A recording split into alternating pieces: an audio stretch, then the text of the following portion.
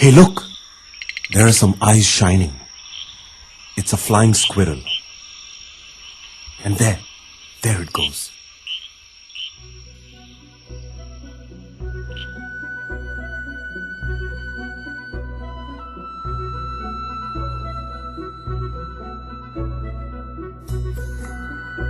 I am Atik. I live in a village in Arunachal Pradesh, close to a big wildlife sanctuary the government made many years ago. We hunt and fish in these forests. I used to be an expert hunter. The animals were disappearing because of too much hunting. A while ago, we decided to stop. Now, slowly, the animals are coming back. Let's take a walk through these forests that I know so well.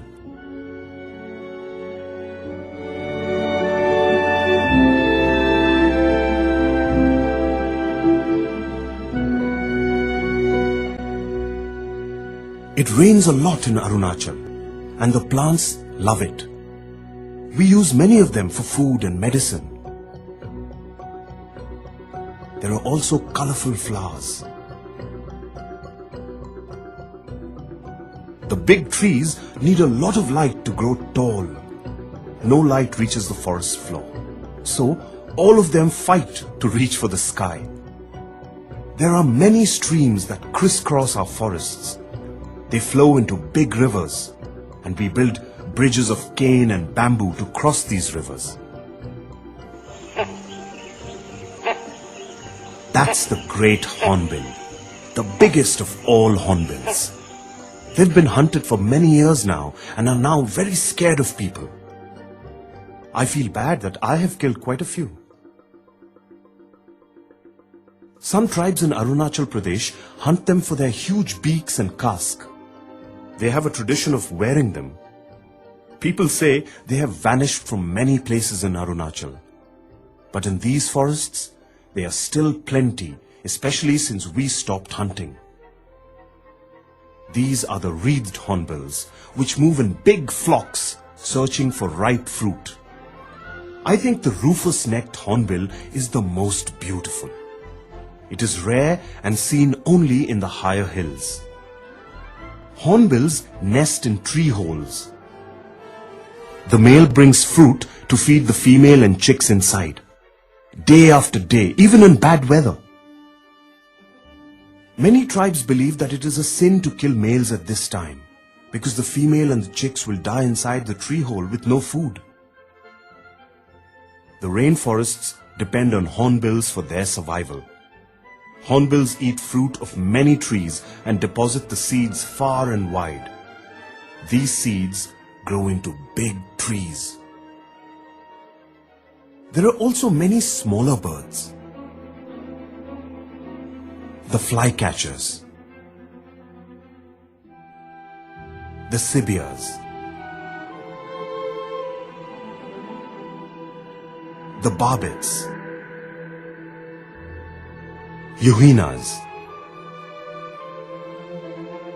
Male birds are colorful to show off to the females, just like the men in our village do.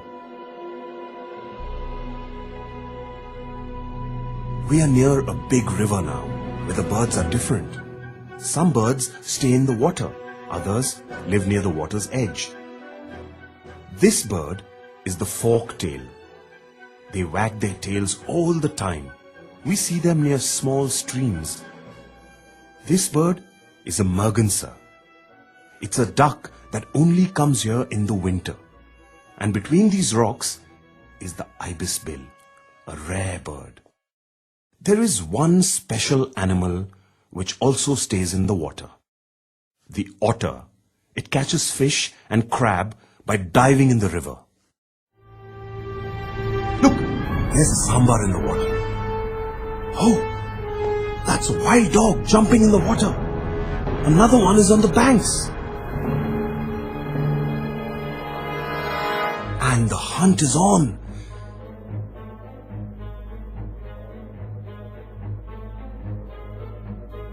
They've got it. Oh, they've missed.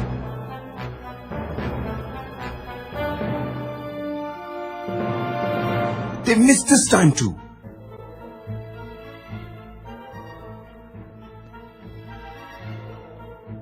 The dogs finally have it.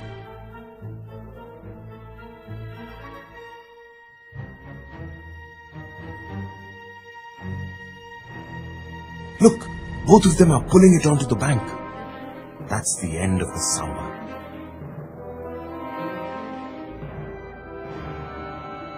Let's leave these wild dogs to feed in peace and move on. Look at this bamboo. Inside it lives a creature that we are scared of. It's a green snake called the meadow's pit viper, and it has a poisonous bite. It hunts by lying silently, waiting for its prey. When its prey is close, it lunges forward to strike.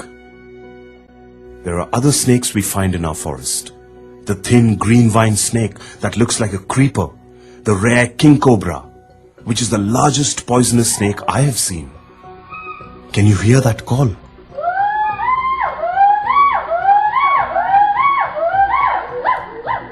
That's what we wake up to every morning. It's the hulock gibbon. The forest comes alive with their calls. They are full of joy. They use their long arms to swing from tree to tree. I see something moving on the next tree. That's the capped langur. Some tribes use their fur to cover their dows. There are other monkeys too, like the Assamese macaque, pig-tailed macaque, stump-tailed macaque, and the rhesus macaque.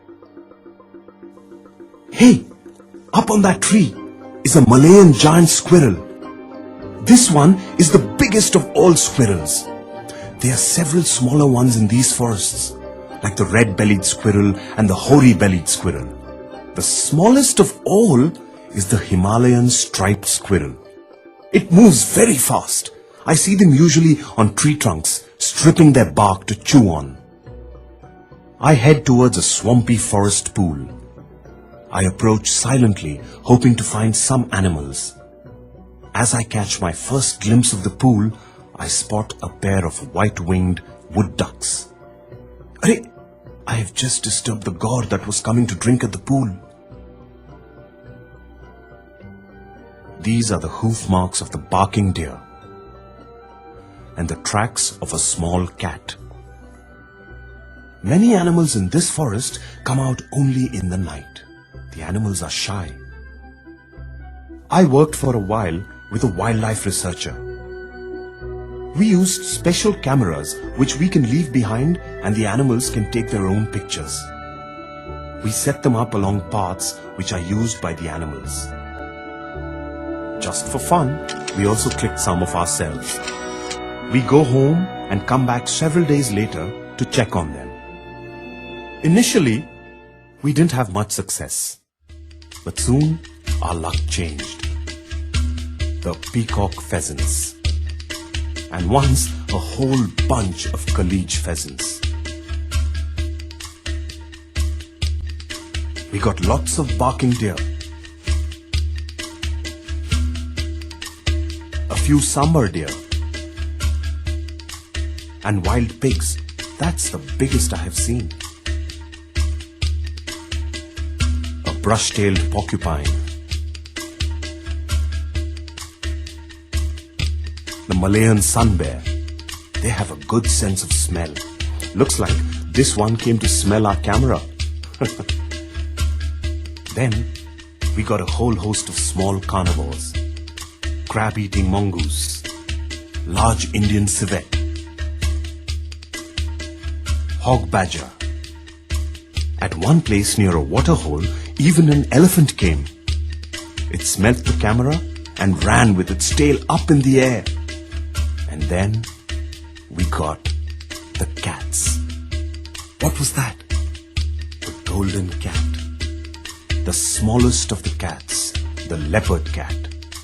They come into my village to kill chickens. And the beautiful clouded leopard. It hunts monkeys. We call it Shemizala, the one who eats Assamese macaques. This one is the marbled cat. and we got a wild dog, followed by its pups. And then came the king of the jungle, the tiger. We are lucky to have got this one. Very few are left in our forests. Hey, that nervous elephant has come back again. She's sniffing our camera. Hurry, she has ripped the camera and she's carrying it away. So now we know who the thief was.